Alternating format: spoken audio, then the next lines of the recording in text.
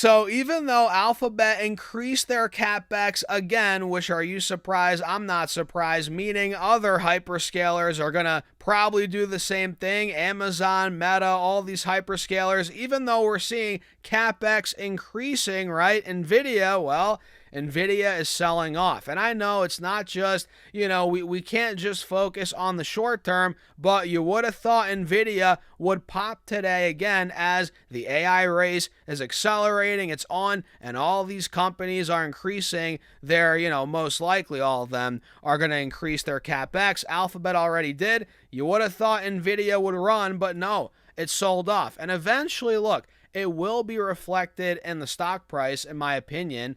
Some could argue it's already in the, baked in the stock price. I don't know. Is it? Is it not? What do you guys think? I don't think it's fully baked in, but some would argue it is. But listen, man, these companies are increasing capex. Google's doing it.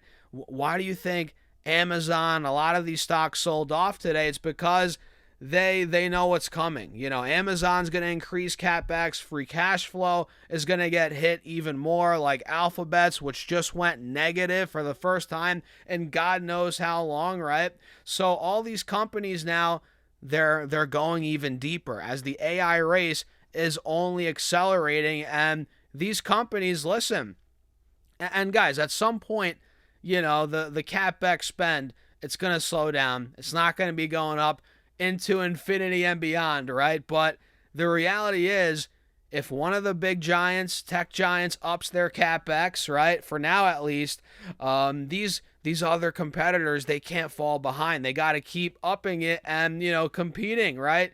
Building more infrastructure, spending more money for that future opportunity. That's where we're at. We're in this race where if one company ups it, most likely the other ones for now, like Amazon, Meta, they're going to be increasing their capex as well.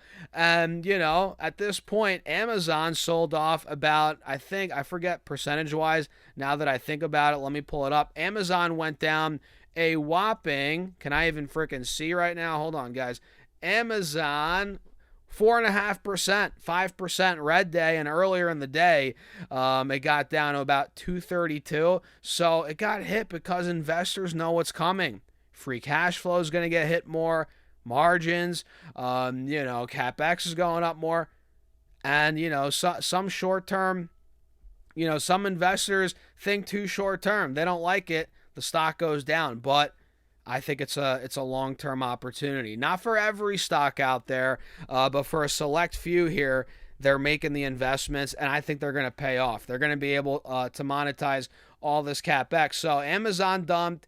Stocks like Meta ended up taking a big dump as well, 3-4% today, which Meta was just at almost 700. Now it's barely holding above 600 by a thread. So again, these companies, as expected, are increasing their spending. That is widely known now, and the market is reacting. And Nvidia, going back to it, let's pull it up. We still have that inverse head and shoulders. It's there. You got the left shoulder, the head, the right shoulder.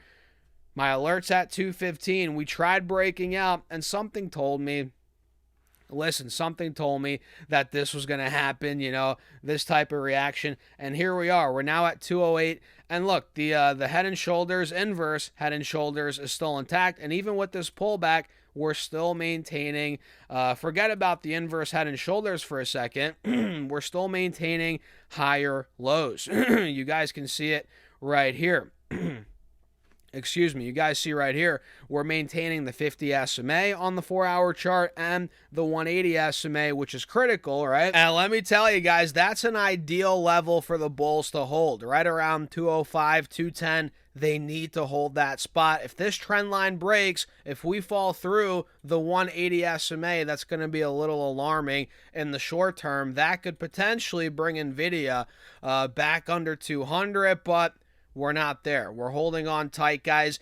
And as for what I'm doing, look, you guys know I'm long Nvidia. It's my second biggest stock holding. I did sell some calls a couple days ago. You guys probably remember. I think I mentioned that in my video. And I post all my moves in my Patreon, by the way. You guys know that. I post my, portfolio updates, my trades, investments, options moves, right? So I sold some calls, 217.50 calls that expire in a week from tomorrow, so next Friday. And I was sweating it out a little bit, guys. When Nvidia got to about 214, I was like, maybe I should have sold the 220 calls, 225. But yeah, it sold off to 208, and I think there's a decent chance still those calls expire out of the money. I keep my shares. And look, guys, even if the stock starts moving past 217.50 over the coming days, who knows? I could always roll the options and keep my shares. That's always an option. No pun intended, right, guys? So that's a quick breakdown on Nvidia. The overall breakout spot still remains at $215 a share, 220. If we're able to get out of there, man, whenever that is, this thing's going to go ballistic in my opinion, and I'm holding on tight. So that's a quick breakdown on Nvidia. Other stocks in the space, AMD's been flat, man. The stock went down, I guess, a little bit on the day, but it's been flat over the last couple of weeks. Earnings are coming up on the 4th. Big report coming up for AMD. One of the most, crucial reports for earnings season regarding the AI trade, part of the AI trade at least. Now the AI trade's broadened so much, but obviously AMD and Nvidia, very important. They're kind of at the top of the trade. So this thing's been stuck at about 540, 50, that range for a couple weeks, and clearly if I zoom in, we have resistance at 560. You guys see it clear as day here on the chart.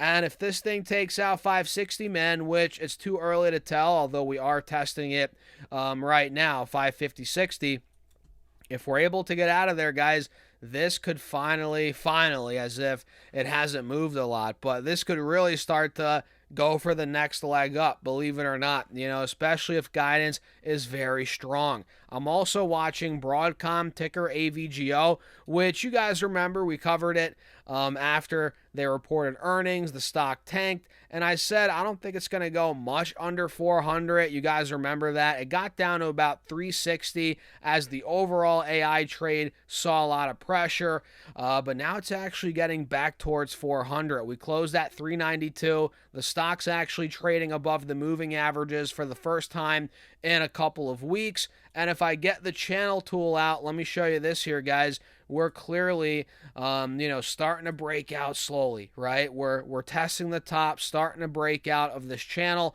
So I like the way AVGO is setting up right here, guys. And overall, SOXX is the iShares Semiconductor ETF. It had a 0.75% red day, but it looks decent, man. The pullback was much needed. We hit 655. Now we're at 550. Nice flush out, about 15%, all while maintaining the uptrend. Same thing with SMH, Another one from VanEck. This one is at 580. We hit 670, down about 90 points, 13%. Not bad. Holding the uptrend. The 1-year chart looks good. Same thing on SOX on the 1-year chart. We're looking good, guys. When in doubt, zoom out. I know I say that a lot. So that's a quick breakdown. AI stocks saw a little bit of volatility today. Not all of them, but I think overall there is opportunity still. And Micron, believe it or not, we'll wrap it up here, had a nice green day. 3.2% up. Trading at 990, but it's not out of the woods yet. It's not. My alert's at 1,025 a share. I need to see it take out the highs from the middle of this month, earlier this month. And if it does, hey, if it takes out that 180 SMA as well, this could be flying, but we're not there yet. Keep that in mind. And sentiment isn't the best right now. It's not terrible, but sentiment's a little rough. And we are in the, when it comes to the fear and greed index, we're tipping into fear, which is a good time to buy, but you also need the guts to hold when you buy and ride through, the volatility, right? So what do you guys think? Let me know in the comments. Hit the like button. Make sure to subscribe. Do all that stuff. Join the Patreon if you want to keep up with my portfolio updates. Be a part of my private Discord. All that's linked down below, pinned in the comments, or go to stotsurfest.com/Patreon. And with that being said, cheers, guys. I'll see you all in the next video.